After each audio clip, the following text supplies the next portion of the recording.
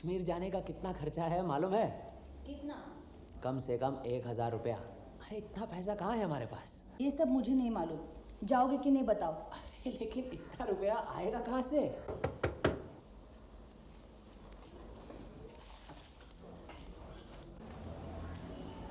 कहिए। मुझे सत्यन्वेषी व्योमकेश बख्शी से मिलना है।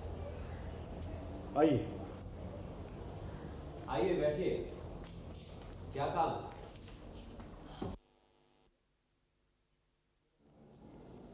ये रही आपकी फीस।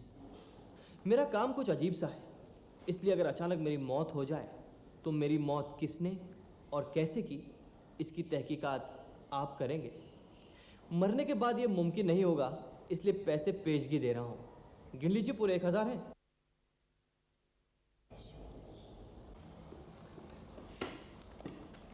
आपसे कुछ सवाल करूंगा, लेकिन आपका काम करूंगा या नहीं ये आपके जवाब पर निर्भर है। तब तक ये नोटों की गड्डी यहीं पर रहने देते हैं।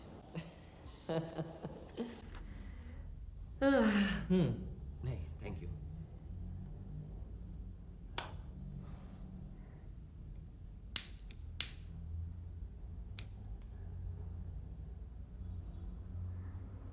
हाँ, पूछिए सवाल। आपके सारे सवालों का जवाब शायद मैं ना भी दूं, मगर काम आप मेरा जरूर करेंगे। आपका नाम क्या है? ओह सॉरी, मैंने अपना नाम नहीं बताया अभी तक। सत्यकाम, सत्यकाम दास नाम है मेरा। सत्यकाम?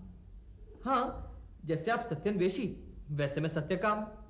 पहले तो कभी सुना नहीं। आपका उपनाम तो नहीं है? जी नहीं, ये मेरा असली नाम है। अच्छा, कहाँ रहते हैं? पता क्या है? यहीं कलकत्ता में 33/34 एमहर स्ट्रीट। क्या काम करते हैं? कुछ नहीं। पढ़ते हैं क्या? पढ़ता था कभी, अब तो सब छोड़ छाड़ दिया। लेकिन कुछ तो करते होंगे। कपड़े से तो ऐसा लगता है कि अच्छे खाते पीते घराने के हो। ठीक कहा आपने, खाता पीता घराना।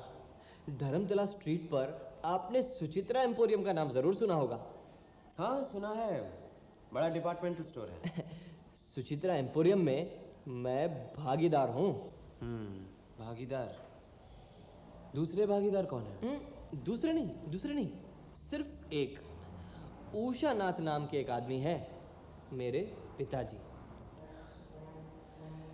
ये एम्पोरियम तो काफी दिनों से है। हाँ, मेरी माँ के पिताजी ने इस एम्पोरियम की स्थापना की थी। फिर मेरे पिताजी इसमें भागीदार बन गए। फिर मेरे नाना के मरने के बाद मैं इसमें भागीदार बन गया। मेरी माँ मेरे नाना की इकलौती संतान थी और मैं मेरी माँ की। समझा। आप शराब पीते हैं? क्यों, बू आ रही है क्या? आपकी उम्र क्या होगी? 21वां चल रहा है। जन्म की तारीख भी आपको बता देता हूँ, 7 अगस्त 1935। आप क्या कितने दिनों से पी रहे हैं?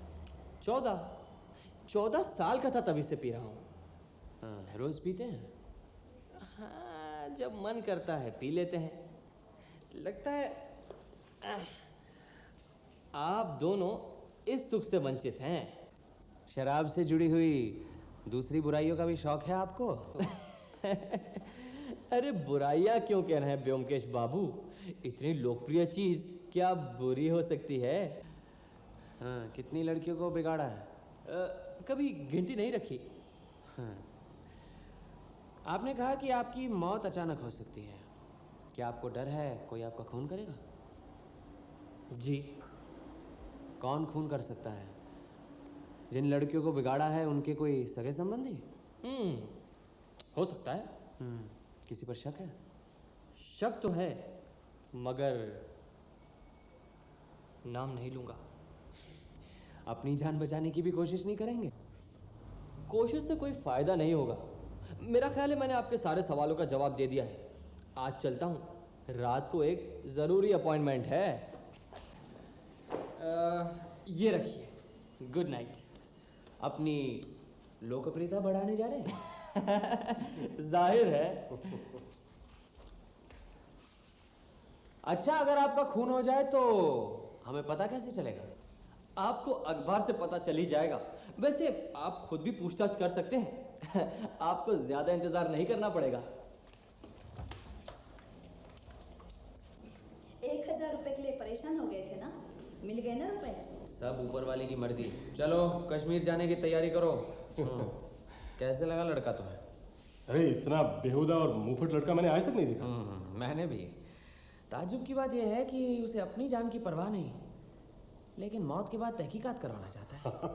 कश्मीर जाने की सोच रहे हैं, लेकिन हमारे पास गर्म कपड़े कहाँ हैं? अरे पिछली साल पटना में तो थे ना। वो तो सब भैया के थे, हमारे पास क्या है?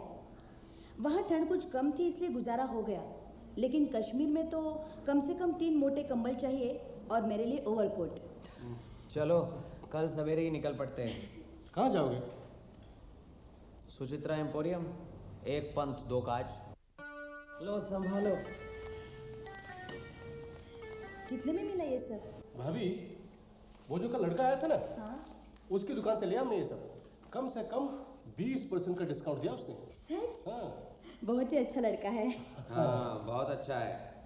जल्द उसका खून नहीं ना हुआ तो 2 दिन में सुचित्रा एम्पोरियम का दिवाला निकल जाएगा। नहीं नहीं नहीं नहीं, ऐसा मत कहो। जितना मैं उसको खराब समझता था ना, उतना वो है नहीं। चलो उसके घर का मुआयना भी करना है। क्या पता बताया? 33 बाय 34 एमर स्ट्रीट।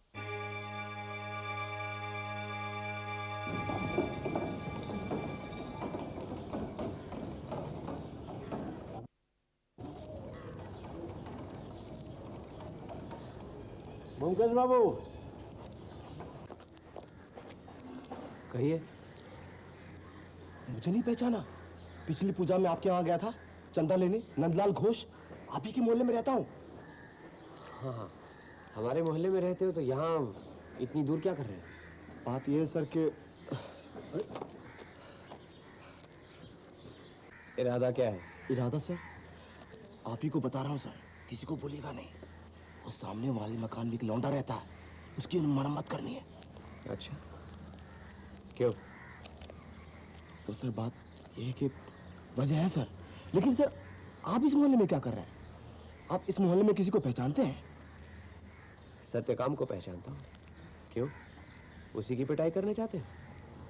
अरे सर, आप सत्यकाम को पहचानते हैं? खास जान पहचान नहीं है, लेकिन उसकी पिटाई क्यों करना चाहते हैं? उसने तुम्हारा कुछ बिगाड़ा है क्या? ये एक लंबी दास्तान है सर। अगर आप सब जानना चाहते हैं तो पास में भूतेश्वर का अखाड़ा है। आप मेरे साथ चलिए, मैं सब बताता हूँ आपको। चलिए सर।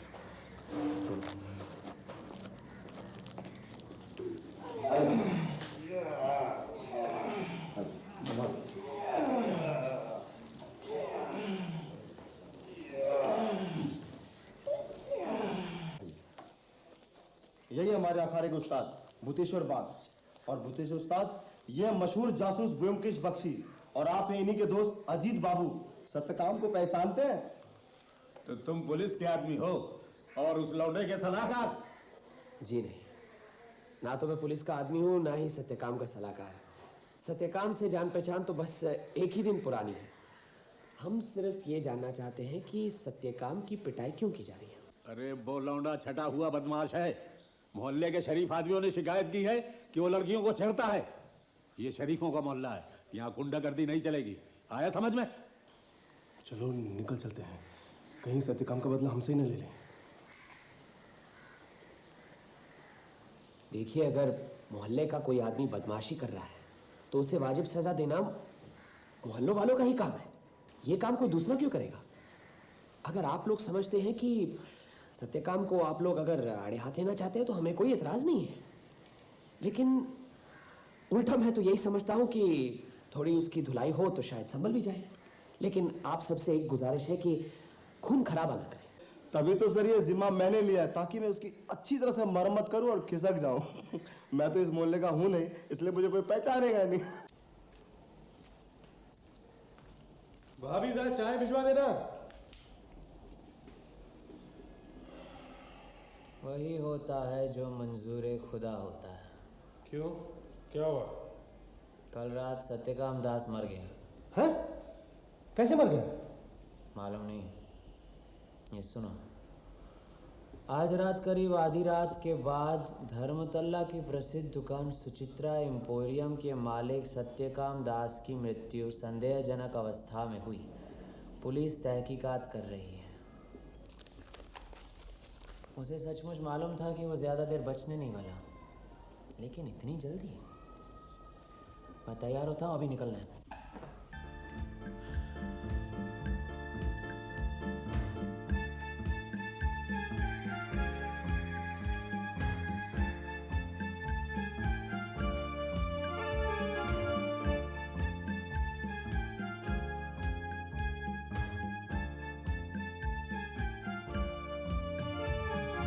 ये क्या? ये तो रूपहरी कागज है जो सिगरेट के पैकेट में होता है ना, हाँ। गोंद से चिपकाया गया। माफ कीजिए, आपको परेशान करने आए हैं। मेरा नाम ब्योमकेश बख्शी है और ये अजीत मेरे साथी। कुछ कुछ खास काम है क्या? आज मैं जरा, मेरे घर में एक दुर्घटना हो गई है। जी मुझे मालूम है, इसलिए हम आए हैं। सत्यकाम की मौत हो गई है ना, आज ही अखबार में पढ़ा। आप सत्यकाम को जानते थे? जी हाँ, परसों ही मुलाकात हुई थी। मेरे सामने एक प्रस्ताव रख गए थे। कैसा प्रस्ताव? कि अगर अकस्मात उनकी मौत हो जाए तो मैं उनकी मौत की वजह की छानबीन करूं। बैठिए।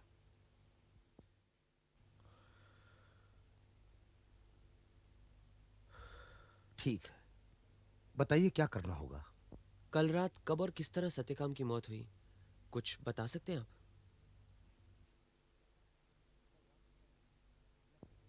कल रात को मैं लगभग 1 बजे अपने कमरे में सोया हुआ था। अचानक जोर की आवाज से मेरी नींद खुल गई।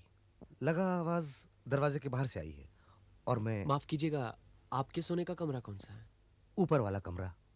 मैं अपने कमरे में अकेले ही सोता हूँ। मेरी पत्नी बगल के कमरे में सोती है। और सत्यकाम कहाँ सोता था? सत्यकाम तो यही नीचे सोता था, वो दरवाजे के पास वाला कमरा जिसमें ताला लगा हुआ है। ठीक उसके ऊपर ही मेरी पत्नी सोती है। अच्छा, कौन कौन रहता है यहाँ? हम दोनों के अलावा मेरा भतीजा और मेरी भतीजी। कब से है वो? 1 साल पहले उसके पिता गुजर गए। माँ पहले ही चल बसी थी, तब से वो मेरे पास ही रहती है। और कोई है, नौकर वगैरह? हाँ, एक नौकर है, सहदेव। अच्छा, बताइए आगे क्या हुआ? हाँ, आवाज सुनते ही मैं दरवाजा खोलकर बालकनी में गया। नीचे अंधेरा था, कुछ दिखाई नहीं दे रहा था। तभी सहदेव के चीखने पुकारने की आवाज सुनाई दी। मैं दौड़कर नीचे आया, देखा सहदेव ने दरवाजा खोल दिया है। पास ही सत्यकाम औंधा पड़ा हुआ है। उसकी पीठ में गोली लगी हुई है। बंदूक की गोली? हाँ। सत्यकाम रोज देर से आता था। सहदेव बरामदे में ही सोता था। खटखट की आवाज सुनते ही वो दरवाजा खोल देता था। कल आवाज आने पर दरवाजा खोलने से पहले ही किसी ने सत्यकाम पर पीछे से गोली चला दी। मौत गोली से हुई। फिर क्या? फिर पुलिस को इत्तला कर दी। सत्यकाम के कमरे पर ताला कौन लगाता है? वो खुद। जब भी वो कहीं जाता था, खुद ही कमरे में ताला लगाकर जाता था। और उस ताले की चाबी क्या पुलिस के पास है? हाँ। अच्छा, पुलिस ने कमरा खोलकर नहीं देखा? नहीं। ठीक है, आपसे तो और कुछ नहीं पूछना, लेकिन आपके घर के लोगों से तो एक सवाल करने हैं। पूछिए, किसको बुलाऊं? आपका नौकर सहदेव घर पर होगा अभी? जी हाँ, बुलाता हूं। सहदेव! तुम कल रात को कहाँ थे? हुजूर मुझे कुछ नहीं मालूम। मैं पूछ रहा हूँ कि कल रात को जब सत्यकाम ने दरवाजा खटखटाया था तब तुम क्या जगे हुए थे? हुजूर मुझे कुछ नहीं मालूम। कोशिश करो, याद करने की कोशिश करो कि तुमने उस वक्त किसी गोली की आवाज सुनी? नहीं हुजूर मुझे कुछ नहीं मालूम। अरे ठीक है, तुम्हें कुछ नहीं मालूम, लेकिन गोली की आवाज सुनाई दिया नहीं? नहीं हुजूर कुछ नहीं मालूम। देखो सहदेव, डरने की कोई बात नहीं, मैं सिर्फ ये पूछना। हुजूर मुझे कुछ नहीं मालूम। जाओ, अपनी भतीजी को बुलाएंगे आप? सहदेव तुम जाओ, चुमकी को भेज दो।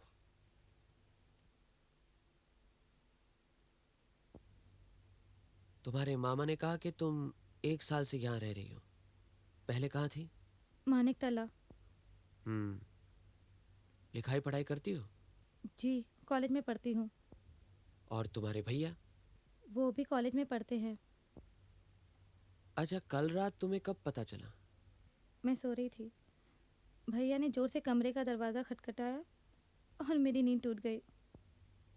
तुम रात को कमरे का दरवाजा बंद करके सोती हो? हाँ। सोने का कमरा कहाँ है, नीचे या ऊपर? नीचे, पीछे की तरफ, भैया के कमरे के साथ साथ। तुमने कोई बंदूक की आवाज सुनी? नहीं। नींद टूटने के बाद क्या किया? भैया के साथ इसी कमरे में आई, तब मामा टेलीफोन कर रहे थे। और तुम्हारी मामी? मामी यहाँ नहीं थी। ऊपर जाकर देखा, तब अपने कमरे में बेहोश पड़ी थी। अच्छा ठीक है, तुम जाओ।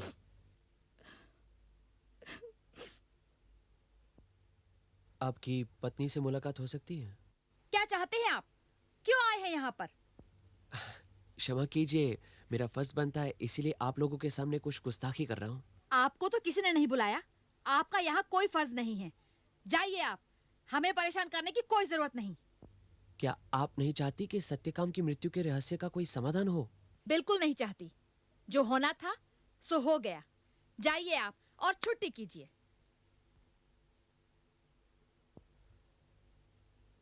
पुत्र शोक में हम जरा परेशान हैं। क्या करें क्या नहीं करें, कुछ समझ में नहीं आ रहा है। आप हमें माफ करें। नहीं, कोई बात नहीं। आप एक काम कीजिए कि अपने भतीजे को हमारे यहाँ भेज दीजिए कल। जरूर। आप जरा 1 मिनट बाहर आएंगे? हाँ हाँ, चलिए।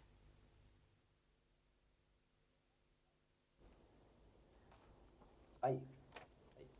उषानाथ बाबू, ये यहाँ क्या लगा हुआ है? क्या मालूम, पहले तो कभी गौर नहीं किया।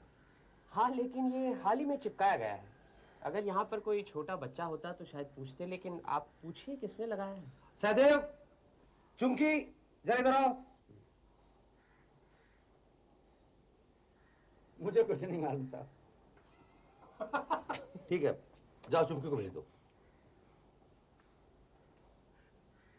पूछिए क्या पूछना है। चुमकी, ये यहाँ पर क्या लगा हुआ है, तुम्हें मालूम है? मुझे नहीं पता किसने कब लगाया, लेकिन कल शाम ये यहाँ नहीं था। अच्छा ठीक है, इसे यहीं पर लगा रहने दीजिए। हाँ? अच्छा उषानाथ बाबू, नमस्कार। नमस्कार। चलो जी। नमस्कार भवानी बाबू, नमस्कार। अरे आप इसमें कहाँ से उलझ गए? बस यूं ही समझिए, उलझ गया। बैठ सकते हैं? बैठिए बैठिए, बैठेंगे क्यों नहीं आप। वैसे लड़का पक्का शैतान था। जिसने भी उसका खून किया, उसने उस परिवार पर बहुत बड़ा उपकार किया है, और ऐसे खूनी को तो इनाम मिलना चाहिए। बिल्कुल ठीक कहा आपने। आप अपनी कार्यवाही करते रहिए, मैं तो सिर्फ सत्य की खोज। जी। कहिए, क्या जानना चाहते हैं? पूछिए पूछिए। पोस्टमार्टम की रिपोर्ट आ गई? शाम तक आ पाएगी। तो ठीक है, शाम को मैं टेलीफोन कर लूंगा। लेकिन मौत तो बंदूक की गोली से हुई थी ना? बड़ी बंदूक से नहीं, किसी पिस्तौल या रिवॉल्वर से। गोली पीठ की बाएं तरफ से अंदर घुसी है और शरीर से निकली नहीं। इसका मतलब है वहीं कहीं अटकी पड़ी होगी। गोली पीठ से घुसी है, इसका मतलब है कि सत्यकाम पर वार करने वाला सत्यकाम के पीछे होगा।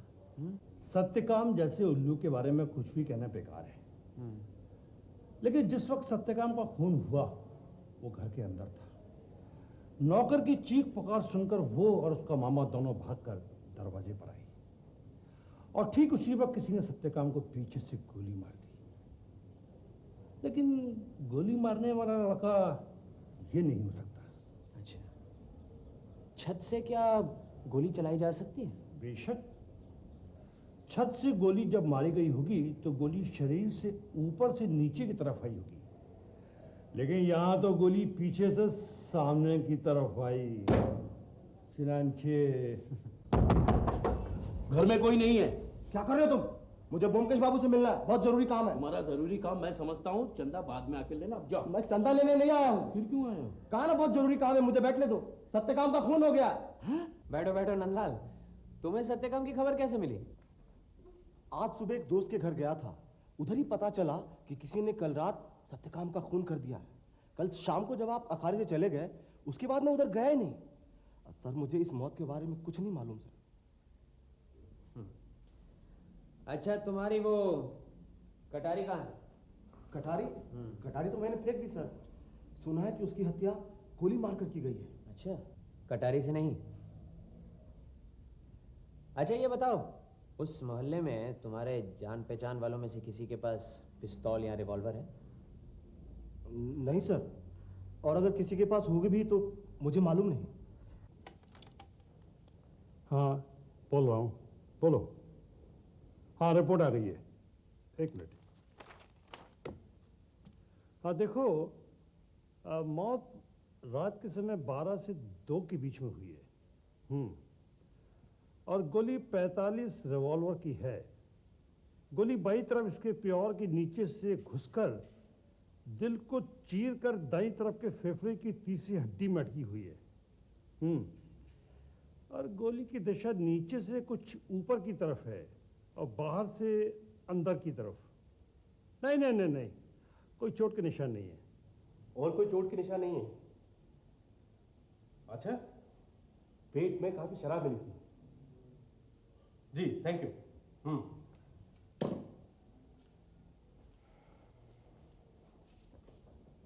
गोली की दिशा क्या बताई? नीचे से ऊपर की तरफ और बाहर से अंदर की तरफ। मतलब गोली चलाने वाला पीछे जाड़ में बैठा छुपा था और उसने बैठे बैठे गोली चलाई थी। बैठकर गोली चलाई? क्यों? ये मुझे क्या मालूम, उसने मुझसे पूछ के थोड़ी गोली चलाई थी। मैं तो सोने जाती हूँ। तुम कहना चाहते हो कि खूनी पहले से ही अहाते के अंदर छुपा बैठा था, और जब सत्यकाम ने बड़ा फाटक बंद करके 25-30 कदम चलकर दरवाजा खटखटाया तो खूनी ने गोली चलाई। मैं पूछता हूं क्यों? क्यों? सत्यकाम जब फाटक खोल कर आया उसने तब क्यों नहीं गोली चलाई? उसी में उसका फायदा था, और फिर गोली मारकर फाटक से भाग भी जाता। हाँ, वार खाली जाने का भी कोई अंदेशा नहीं था। क्यों? सवाल का जवाब क्या है, तुम्हें बताओ। जवाब यह है कि खूनी ने पीछे से गोली नहीं चलाई। और इससे भी ज्यादा गंभीर समस्या है रूपहरी चक्का। वो किसने लगाया, कब लगाया, क्यों लगाया? मतलब रूपहरी चक्के का भी कोई गूढ़ मकसद है? जरूर है। बस उस मकसद का पता लग जाए तो इस समस्या का समाधान हो सकता है। तुम एक काम करो, सवेरे जल्दी ही उषानाथ बाबू के मकान पर जाओ और शीतांशु को यहाँ ले आओ। आओ। नमस्ते। ये लो। नमस्कार। आओ सितांशु, आओ, बैठो बैठो बैठो। उस दिन तुम घर पर मिले नहीं और तुम्हारी मामी कुछ बिगड़ सी गई थी, इसलिए कुछ सवाल तो कर नहीं सका तुमसे। 2-4 सवाल पूछने। क्या उम्र है तुम्हारी? 20 साल। ये बताओ, जिस रात सत्यकाम का खून हुआ था क्या तुम जगे हुए थे? जी। क्या कर रहे थे? तो रात को तुम अपने कमरे का दरवाजा क्या अंदर से बंद करते हो? नहीं। उस रात जब सब सो गए तो क्या तुम बाहर गए थे? जी नहीं।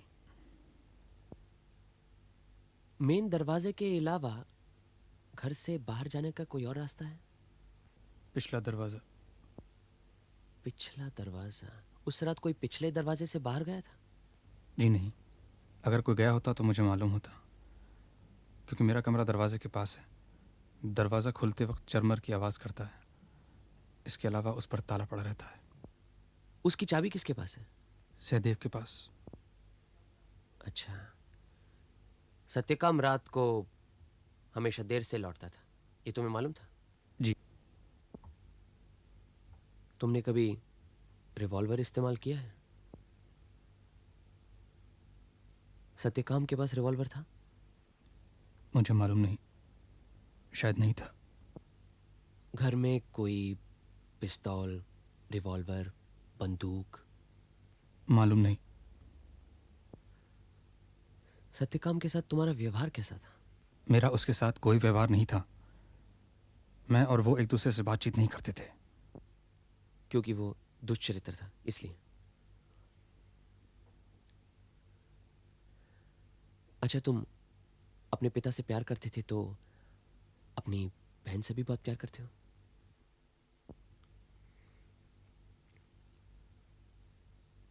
सत्यकाम का खून करने की कभी इच्छा हुई थी? कोई बात नहीं, मैं समझता हूं।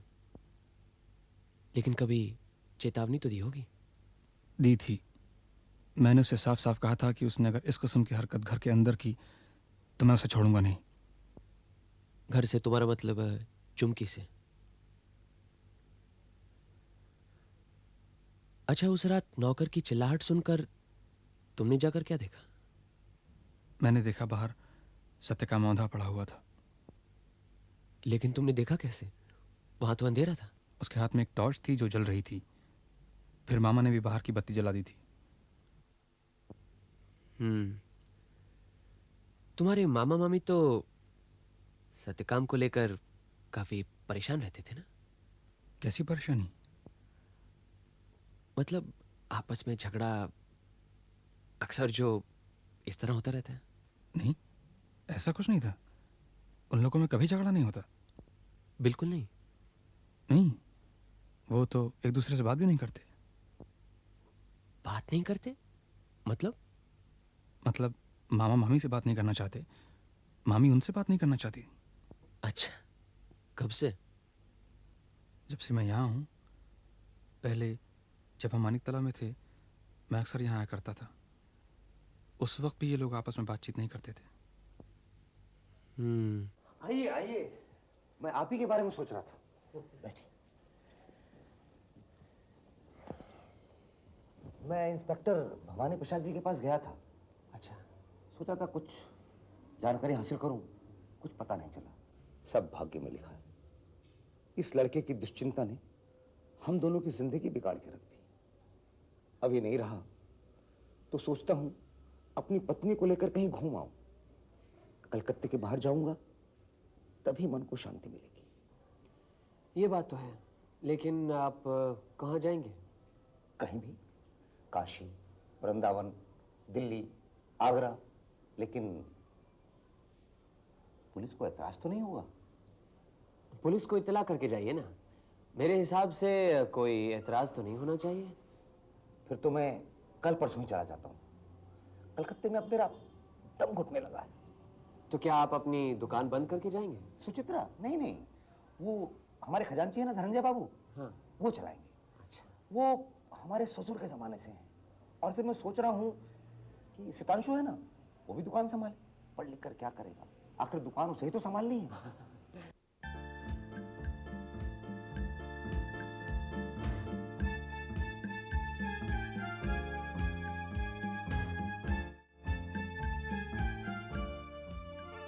ऐसा करो अजीत, तुम घर जाओ, मैं जरा सुचित्रा एम्पोरियम होता हूँ। वहां क्या करोगे?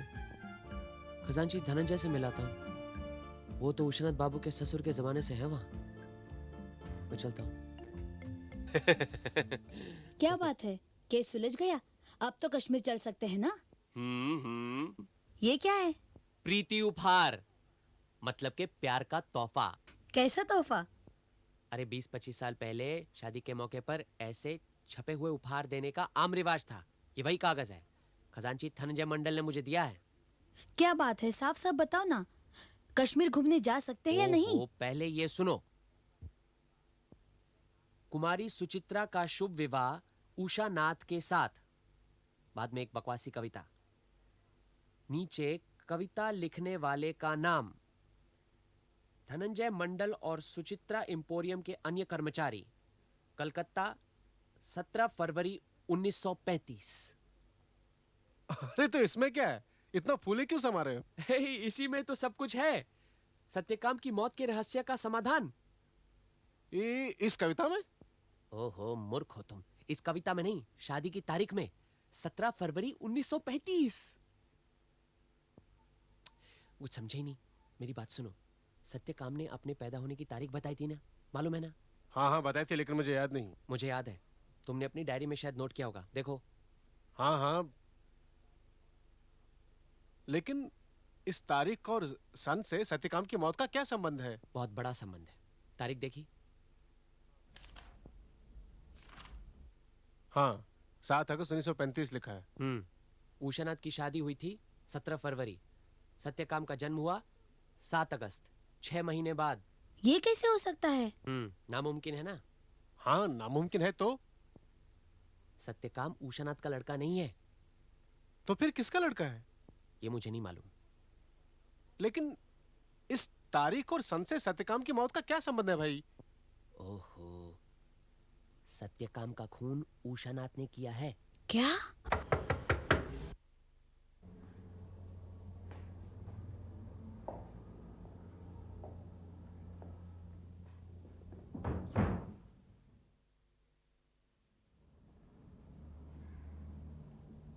आप धनंजय बाबू से मिलने गए थे? हाँ गया था। क्यों मिलने गए थे? जो कुछ भी जानने गया था पता चल गया। क्या जानने गए थे?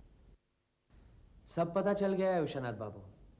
यहाँ तक के दरवाजे पर रूपहरी चक्का क्यों चिपकाया गया था वो भी। जो कुछ भी पता लगा है उसे अदालत में साबित कर सकते हैं? आपकी शादी की तारीख और सत्यकाम के जन्म की तारीख को छोड़कर बाकी सब तो साबित करना शायद मुश्किल होगा। लेकिन मैं कुछ साबित नहीं करना चाहता, सिर्फ जानना चाहता हूँ। सत्यकाम ने मुझे अपनी मौत के बारे में छानबीन करने को कहा था, और कुछ नहीं।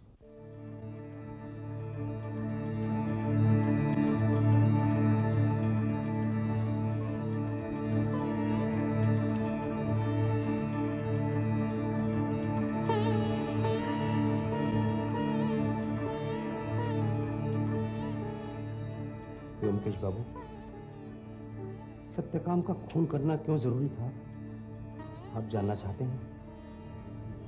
हाँ जरूर। सन 1923 में रमाकांत चौधरी ने सुचित्रा एम्पोरियम की स्थापना की। उनके एक ही संतान थी, सुचित्रा। उसी के नाम पर उन्होंने दुकान का नाम भी रखा। उषानाथ बाबू ने एक मामूली सेल्समैन की हैसियत से सुचित्रा एम्पोरियम में नौकरी की। तब उनकी उम्र करीब 21 या 22 की होगी। गरीब घर का अनाथ लड़का था, दिखने में सुंदर और मेहनती। फिर 2 साल नौकरी करने के बाद उषानाथ बाबू की किस्मत खुल गई। एक दिन रमाकांत चौधरी ने उषानाथ को अपने पास बुलाया और कहा कि वो अपनी इकलौती बेटी की शादी उषानाथ से करना चाहते हैं। उषानाथ को तो जैसे धरती पर चांद मिल गया। कुछ दिनों के बाद दोनों की धूमधाम से शादी हो गई। उषानाथ बाबू के सहकर्मियों ने प्रीति उपहार के तौर पर एक मलमल जैसे कागज पर कविता छपवाकर उन्हें भेंट दी। वही कागज आज मुझे खजांची धनंजय मंडल ने दिया। लेकिन शादी की पहली रात को ही उषानाथ बाबू को पता चल गया कि रमाकांत चौधरी ने अपनी इकलौती बेटी की शादी एक गरीब मामूली कर्मचारी से क्यों की। शादी की रात सुचित्रा 3 महीने की गर्भवती थी और पूरी रात उषानाथ बाबू ने कुर्सी पर बिताई। अगले सवेरे वो रमाकांत बाबू से जा मिले और कहा कि आपका मकसद पूरा हो गया, अब मुझे छुट्टी दीजिए। लेकिन रमाकांत बाबू भी इस स्थिति के लिए तैयार थे। उन्होंने उषानाथ बाबू से कहा कि उन्हें कोई ऐसी वैसी हरकत नहीं करनी चाहिए जिससे उनका भी मुंह काला हो। बेहतर ये होगा कि वो चुपचाप सब कुछ सह ले, किसी को कुछ पता नहीं चलेगा। साथ में उन्होंने उषानाथ बाबू के हाथ में एक वकालतनामा रख दिया जिसके मुताबिक सुचित्रा एम्पोरियम में उषानाथ बाबू भी बराबर के हिस्सेदार बने। उन्होंने कहा, आज तो मेरा हुक्म चलता था, अब कल से तुम्हारा भी हुक्म चलेगा। उषानाथ बाबू का सर चकरा गया। किसका नहीं चकरा था? इतनी धन दौलत को वे ठुकरा ना पाए। अब वो अपने ससुराल में ही रहने लगे, लेकिन सुचित्रा के साथ उन्होंने कोई संबंध नहीं रखा। दोनों अलग अलग कमरों में सोते थे। फिर 1 महीने बाद रमाकांत बाबू अपनी बेटी को लेकर विलायत चले गए। कहा, लड़की बीमार है, इलाज के लिए इंग्लैंड जाना जरूरी है। और 1 साल के बाद वो लौटे। सुचित्रा की गोद में अब एक बच्चा था, लेकिन यह कहना मुश्किल था कि वो बच्चा 2 महीने का है या 5 महीने का। अब धीरे धीरे सत्यकाम बड़ा होने लगा।